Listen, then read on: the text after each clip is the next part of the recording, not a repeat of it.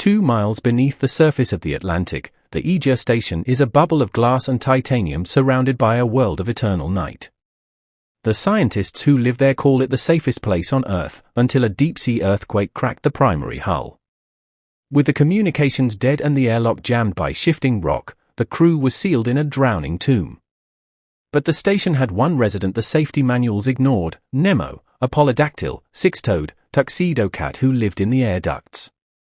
This is the story of the cat who swam through the abyss. The Guardian of the Trench. Chapter 1: The Six-Toed Stowaway. The Aegir Station was a fragile bubble of titanium and reinforced acrylic, anchored 12,000 feet below the surface of the Atlantic.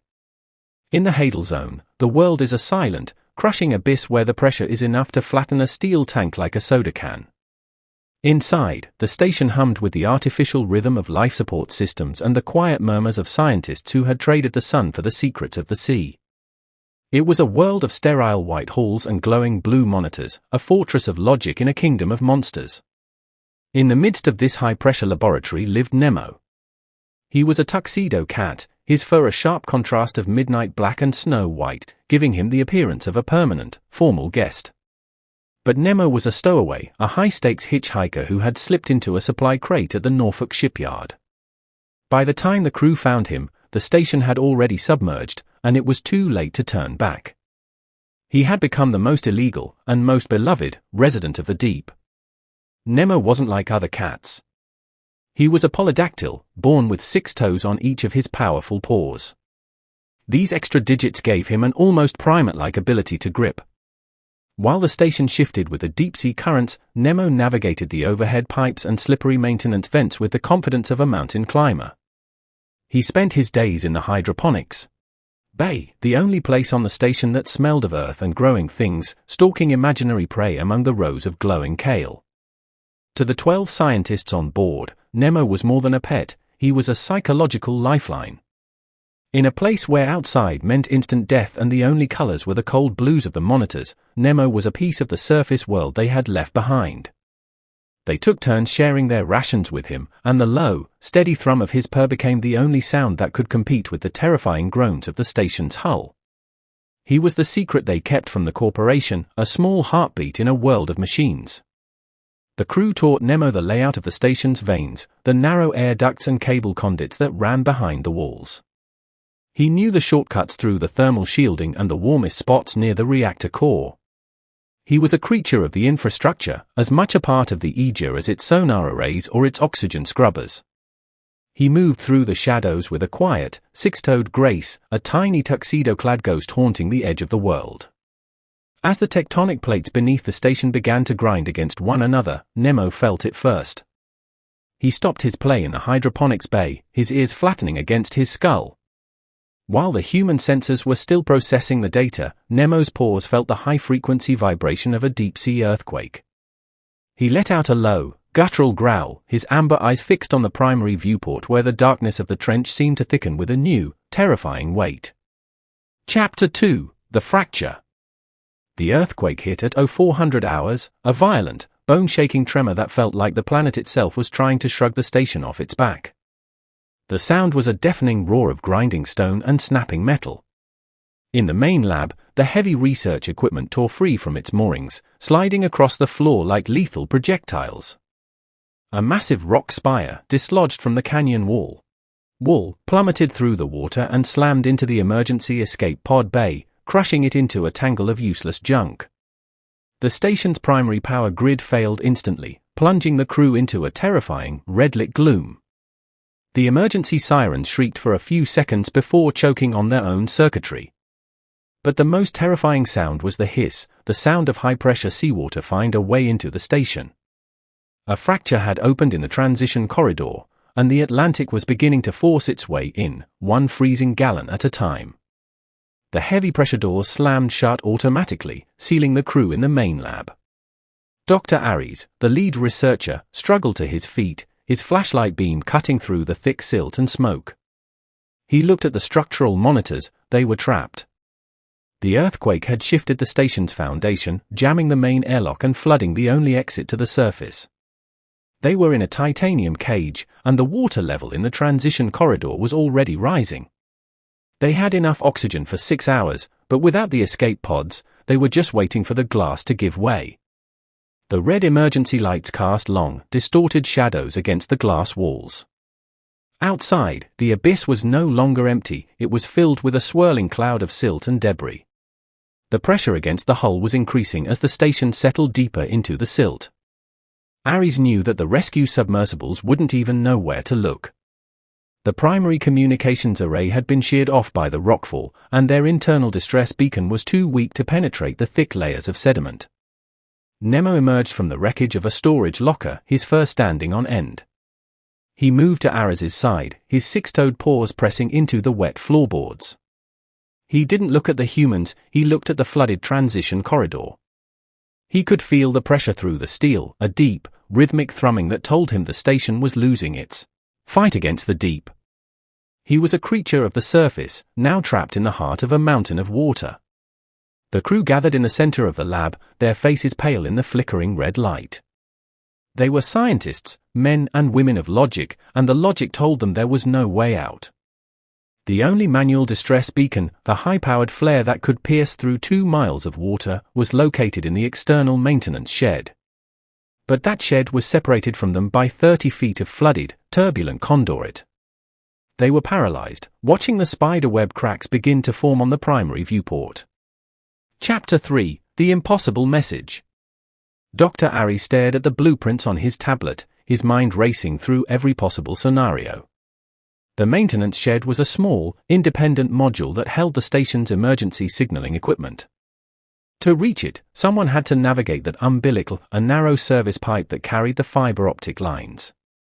But the umbilical was now flooded with freezing seawater, and the current inside was being driven by the station's failing pumps. It was a dark, twisting tunnel of death. A human can't fit in there, and the dive suits are in the flooded bay, Ares said, his voice a hoarse whisper. They had a remote-controlled drone, but its rotors would be instantly clogged by the floating debris and the silt in the water. They were staring at a 30-foot distance that might as well have been 1,000,000 miles. The air in the lab was getting heavy, the carbon dioxide levels rising as the scrubbers began to fail. Death was no longer a possibility, it was an arrival. Ares's flashlight beam caught a pair of amber eyes. Nemo was sitting on the edge of the control console, watching the water ripple under the pressure door. Ares looked at the cat's six-toed paws and his powerful, sleek frame. Nemo had spent his life navigating the narrowest parts of the ship. He was faster, more agile, and smaller than any machine they had. But he was a cat, and cats hated water. Asking him to enter the conduit was asking him to face his ultimate nightmare. It's the only way, Ares said, more to himself than to the crew. He reached into the emergency kit and pulled out a waterproof pouch containing the beacon's activation key, a small magnetic puck. He knelt in the rising water and called Nemo over. The cat hesitated for a second, then jumped down, his paws splashing in the cold brine. Ares secured the pouch around Nemo's neck, his hands trembling as he looked into the cat's single-minded gaze. He pointed to the small, circular hatch that led to the umbilical. Nemo, if you can get to the shed, if you can just touch this to the sensor. Ares didn't finish the sentence. He knew the odds were impossible. He was asking a stowaway to do what the world's most advanced technology couldn't. He opened the hatch, and a jet of freezing, black water sprayed into the room. Nemo recoiled, his fur dripping, his ears pinned back in a snarl of pure feline fear. The crew watched in stunned silence. They saw the Tuxedo cat look at the black, swirling vortex of the pipe, then back at the humans who had fed him and hidden him. He seemed to weigh the safety of the dry lab against the terrifying unknown of the water. With a sudden, explosive movement, Nemo didn't run away. He leaped into the hatch, his black and white body vanishing into the freezing dark of the flooded umbilical.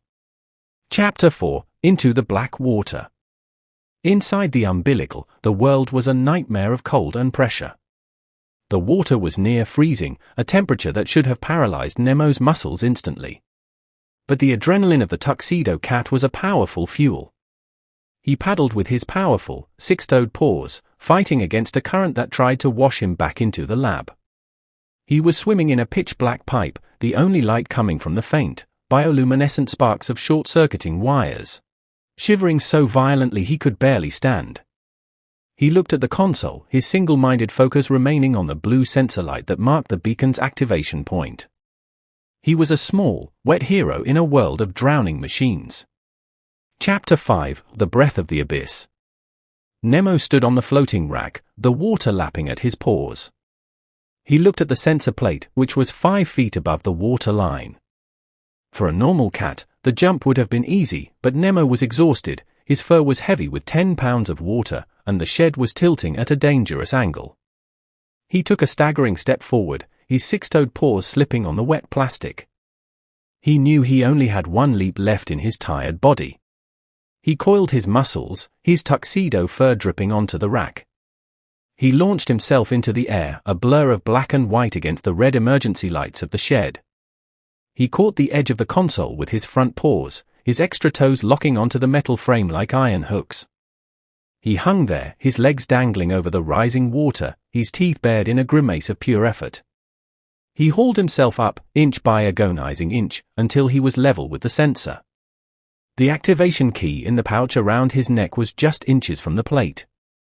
Nemo leaned forward, pressing his chest against the glowing blue light. For a heart-stopping second, nothing happened. Then, a sharp beep echoed through the small room. A massive capacitor bank behind the wall began to hum, building a charge that vibrated through Nemo's very pores. He had triggered the flare, the most powerful light in the deep ocean. Outside the station, a massive magnesium flare erupted from the maintenance shed. It was a blinding, white-hot sun that cut through the darkness of the trench, illuminating the silt and the jagged rocks for miles. To the rescue submersibles hovering a mile above, it was a beacon of hope in a world of black. The signal was received. The location was locked. The rescue was no longer a search. It was a race. Nemo collapsed onto the console, his heart beating a frantic rhythm against the metal. He had no more strength to move, no more air to fight. He watched the water rising toward him, the cold salt reaching for his paws once again. He closed his eyes, the hum of the beacon's capacitor acting as a final, mechanical lullaby. He had done his job. The stowaway had delivered the message that saved the world.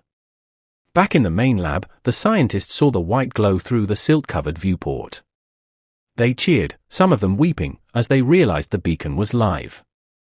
But Ares didn't cheer. He was staring at the hatch of the umbilical, his hands clenched into fists. "Come on, Nemo," he whispered into the dying air. "Come back to us." He knew that the flare was a signal of life, but he didn't know if the small heart that triggered it was still beating. Chapter 6: The Surface of a New Life. The rescue was a blur of high-pressure docking and frantic shouting. The submersibles attached themselves to the main lab's emergency port, and the 12 scientists were hurried into the safety of the rescue craft. As Ares stepped onto the submersible, he turned back to the rescuers. "There's one more," he said, his voice cracking. "In the maintenance shed. You have to find him." The rescuers looked at him as if he were mad, but the look in Ares's eyes silenced their protests. The rescue diver entered the partially flooded shed 10 minutes later.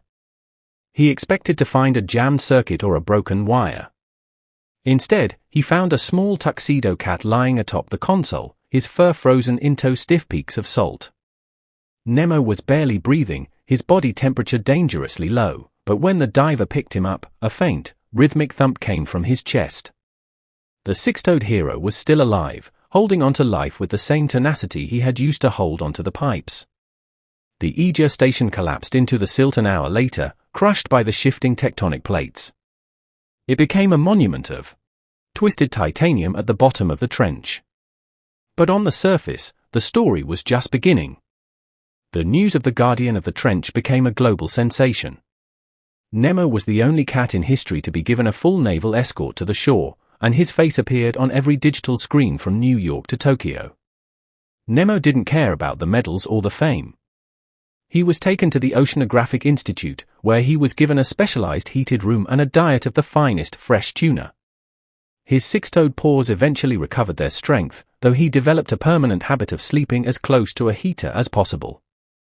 He was no longer a stowaway, he was the official ambassador of the deep, a living reminder that the smallest souls can survive the greatest pressures.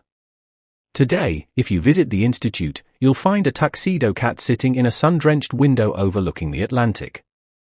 He looks out at the waves with a calm, knowing gaze, his six-toed paws tucked neatly under his chest. He is a cat who has seen the darkness of the world's end and brought back the light.